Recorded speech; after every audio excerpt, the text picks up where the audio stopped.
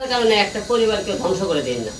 যেমনটা ধরেন যে সাকিব আল হাসান, সে ছিল দেশের বাইরে যখন দেশের কোটা আন্দোলন হলো, কিন্তু তার নামে মামলা দেওয়া হয়েছে। এরকম অনেক আছে যারা আসলে এটার পক্ষে ছিল, তারপর মামলা খেয়েছে। এই যে সংস্কৃতি আসলে আবারও যদি চালু হয়, আপনি কি মনে করেন আসলে আবারও ফিরে আসবে? তারা মনে করেন মামলা, সাকিব আল হাসান বলেন, আরো যে সমস্ত যারা আমাদের মিডিয়া কর্মীরা ছিল, তারা মনে করেন কেউ না কেউ কিছু সাথে জড়িত ছিল। আর জড়িত না থাকে সবচেয়ে আরেকটা বড় অন্যায় করছে, যেখানে ছাত্র আন্দোলনের শয়ে শয়ে ছেলে পেলে মৃত্যুবরণ করতেছে, সেই জায়গায় তারা নীরবতা পালন করাটা সবচেয়ে অন্যায় করেছে। আচ্ছা, আপনি বলতেছিলেন যে আপনি সামনে নির্বাচনের সাথে যুক্ত হতে পারেন, আপনি কোন কোন দলের সাথে যাবেন কিনা বা কোনো স্বতন্ত্রভাবে নির্বাচন করবেন কিনা? সামনে আমরা অবশ্যই দল থেকে নির্বাচন, আমি যদি ভালো কোনো দল থেকে ভালো কোনো অফার পাই, তাহলে অবশ্যই আমি কোনো দল থেকে নির্বাচন করব। আর যদি আমি কোনো দল থেকে অফার না পাই, তাহলে আমি স্বতন্ত্র প্রার্থী হিসেবে বগুড়া 4 কালুনন্দীগ্রাম থেকে নির্বাচন করব। বাংলাদেশে এই পর্যন্ত যতজন সরকার গঠন করেছে, যখনই দীর্ঘস্থায়ী সরকার গঠন করে থেকেছে, তাদের ক্ষমতার একটা যে স্বাদ পেয়ে গেছে, সেই থেকে কিন্তু তারা বেরিয়ে আসতে চায়। এই গভর্নমেন্টে আপনি কতদিন দেখতে চান? আসলে আমাদের বাংলাদেশের যে কোনো সরকার একটা আইন করতে হবে, 5 বছরের উপর কেউ থাকতে পারবে না। হাইস্ট হলে 10 বছরে আইন করে দিতে হবে, 5 থেকে 10 বছর। একটা সরকার আপনি 2 টার্ম আপনি সুযোগ করে দিতে পারেন, একটা সরকার 10 বছর কিন্তু থাকতে পারবে। কারণ যখনই লং টাইম দেবেন, এরা মনে করেন মানে পাখির ভাষার লাগান বড় করে ভাষা বেঁধে নিতে চায়। দেখে পাখি একটা একটা খেয়াল করে মুখে যেমন একটা মনে করেন ভাষা তৈরি করে, এরকম রাত যেতে নিতে আস্তে আস্তে বেশি লং টাইম দিতে তারা বড় একটা ভাষা তৈরি করে নেয়। বড় ভাষা তৈরি করার আগে এই ভাষাগুলো ভেঙে দিতে হবে। তাই এরকে সর্বোচ্চ 10 বছর পর্যন্ত মেয়াদ করে দিলে আমার মনে হয় ভালো। আলম ভাই, আপনি যে কেউ নির্বাচন করেছেন, স্বতন্ত্র থেকে নির্বাচন করেছেন, আপনার একক কোনো দল নেই, তো আপনি আগামীতে কি কোনো দল গঠন করবেন কিনা, বা সেক্ষেত্রে একটি প্রশ্ন আর হচ্ছে, যদি দল গঠন না করেন স্বতন্ত্র থেকে আবার নির্বাচন করবেন কিনা, এক প্রশ্ন। আসলে হচ্ছে আপনি কোনো বড় দলে কোনো যোগদান করবেন কিনা? না, আমরা দল থেকে নির্বাচন করবো। আমি তো কোনো ভালো কোনো দলে আমাকে সুযোগ দেওয়া হয়, সুযোগ বলতে কি আমাকে আসন দিতে হবে। যে দলে যোগ করবো আমাকে ওই আসন থেকে ভোট করার সুযোগ করে দিতে হবে। যদি দেয় তাহলে আমি কোনো দল থেকে নির্বাচন করব। আর তা যদি না দিলে আমি বগুড়া 4 কালুনন্দীগ্রাম থেকে স্বতন্ত্র প্রার্থী হিসেবে নির্বাচন করব এককভাবে। আচ্ছা, আপনি বড় দল বলতেছেন, এখন তো আসলে বাংলাদেশে একটা দল তো অনেকে, আপনি কিছু প্রাণী নিষিদ্ধের একটা দাবি করলেন। আওয়ামী লীগ থেকে তো কোথায়? আওয়ামী লীগ থেকে দল নিষিদ্ধ, ওই দল থেকে এখন আছে হচ্ছে বিএনপি বা জামায়াতে ইসলামী বা জাতীয় পার্টি, এগুলোই তো। এদের মধ্যে আপনার পছন্দের দল আসলে কোনটা?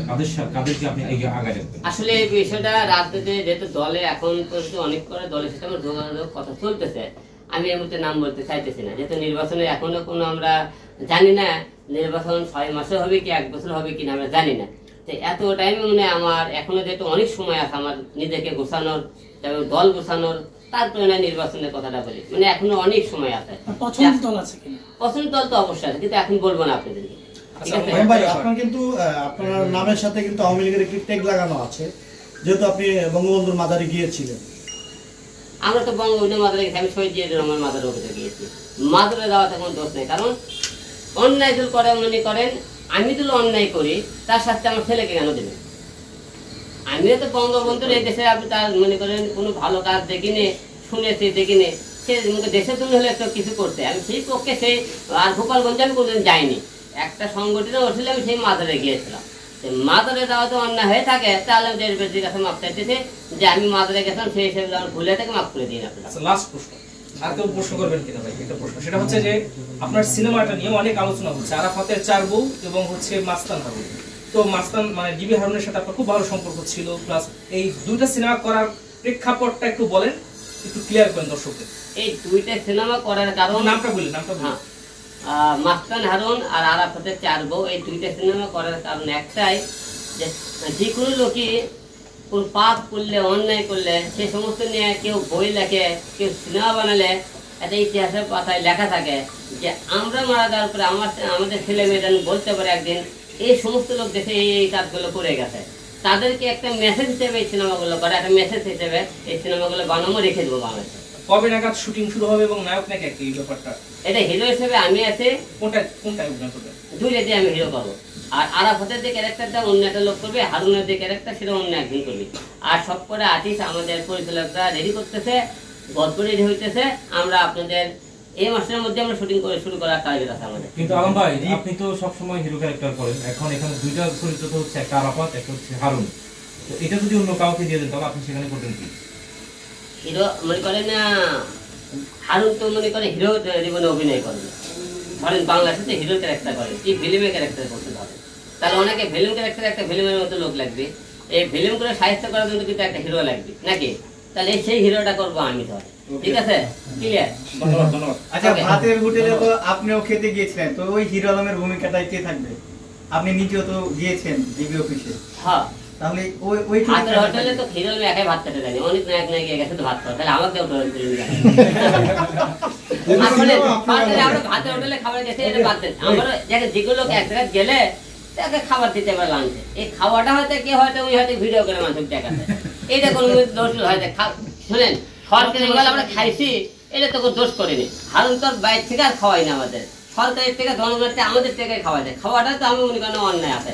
সে আমরা এক দুবেলা গেলে দুপুরবেলা সবাই একটু লাঞ্চ করে দাঁড়িয়ে খায় উপকার করছে, এটা ক্ষতি করেনি। কিন্তু হারুন আমার জীবনে একটাই ক্ষতি করছে, সেই ক্ষতিটা হলো যে সে আমাকে জোর করে রুল কমিটির বিরুদ্ধে আর খালেদার বিরুদ্ধে একটা মামলা করার জন্য এই কাজটা সে আমার কাছে আচ্ছা, টাকা দিয়েছিল কে? ভাই,